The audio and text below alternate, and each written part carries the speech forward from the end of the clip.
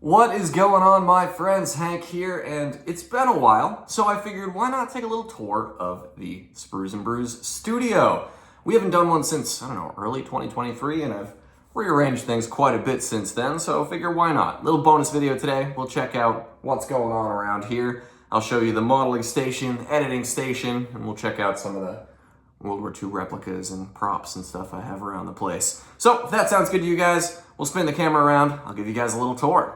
All right, my friends. So, Studio Tour 2024 of the SpruesNBrews Scale Modeling Studio. First off, we have to start with the brains of the operation here, right, Roger?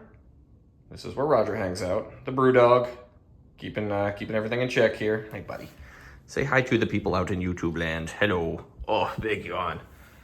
And then over here on the right, we have the workbench here. This is where all the modeling goes down.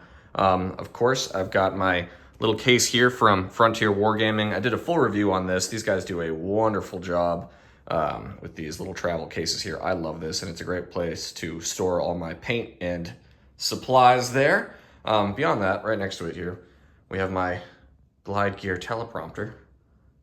Top secret, industry secret, I suppose. Just kidding. That's where I put my scripts when I'm doing my intros and outros and stuff to make sure I don't fumble over all of my words like I'm doing right now. Right here, again, got another light here. This is from GVM Video Makers. This serves as my key light, my main light for my face here to show off my ugly mug. Oh, do you have something to say, my friend? Hi. And then right here is the main workstation. I've got my lovely BF-109 cutting mat from the good folks at Tank Craft Supply. Love that there.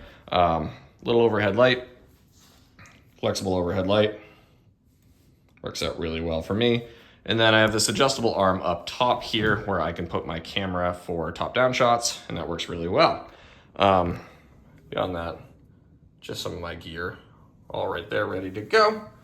And I hang out my respirator on the back there. I do all of my airbrushing right here. I know some people have asked about that. I just cracked the windows open, put a fan on, and I put a drop cloth mat down there so I can do my painting right here and haven't had any problems with it.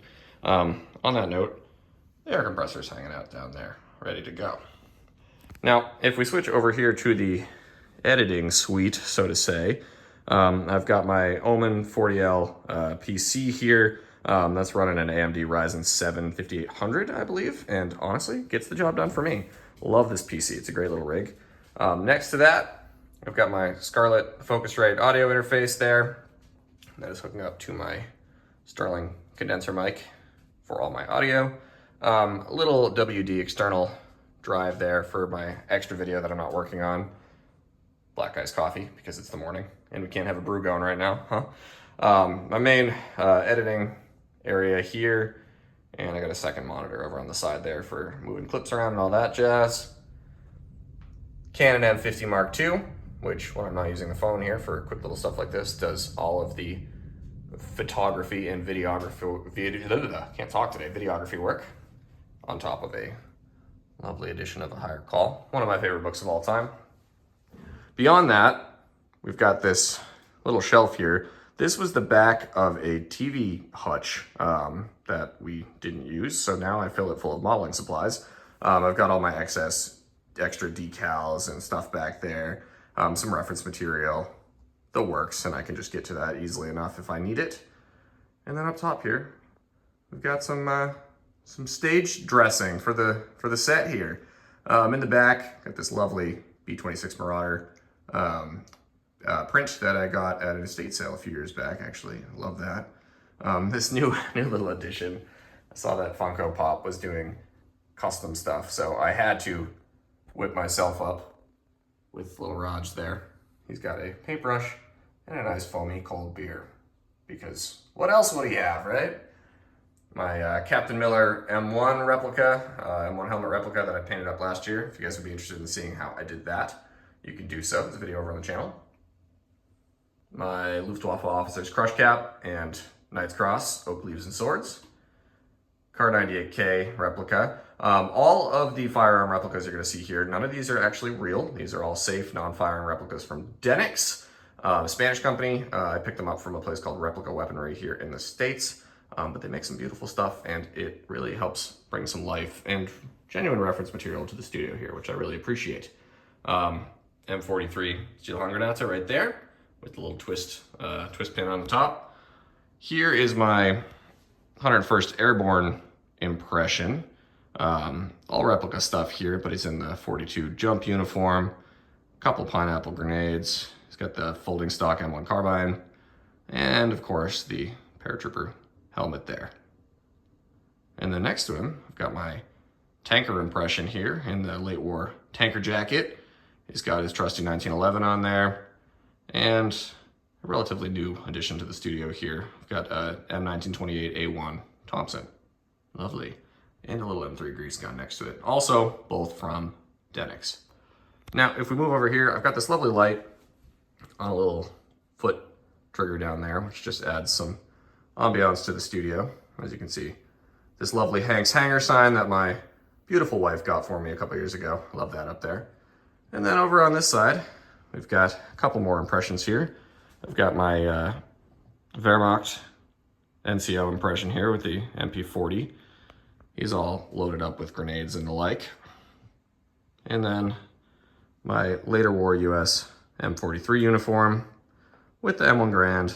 This helmet here is actually an authentic fixed bale M1. That's one of the only genuine pieces in here. The rest of them are either reproductions or replicas, but that is the real deal. Above that, I've got my USAF officer's crush cap and a couple of lovely 148 scale B-17s. And then back down here,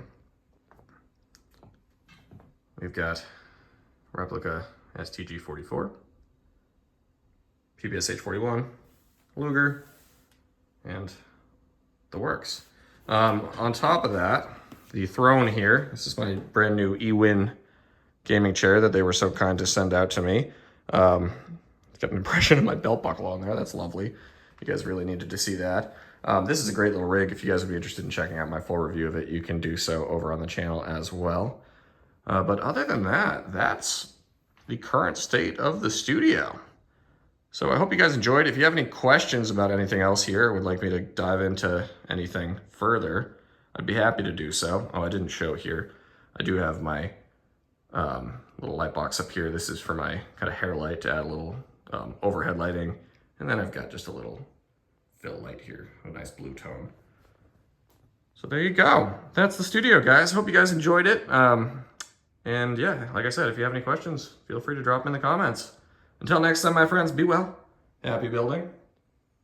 Cheers. Say bye, Raj. Say bye, buddy. Good boy.